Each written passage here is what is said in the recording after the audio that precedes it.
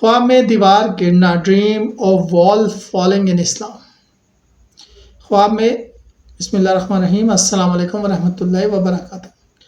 خواب میں دیوار گرنا عموماً سہارا، قوت یا عزت کے کمزور ہونے کی نشانی ہے۔ اگر اپنی دیوار گرتی دیکھیں تو یہ گھر کے بڑے یا قریبی شخص کو نقصان یا بیماری کی علامت ہے۔ کسی اور کی دیوار گرنا اس بات کی دلیل ہے کہ خواب دیکھنے والا دوسرے کی مشکل یا آزمائش دیکھے گا۔ پرانی یا کمزور دیوار گرنا بعض اوقات پریشانیوں اور پرانے مسائل کے ختم ہونے کی نشانی بھی ہو سکتا ہے۔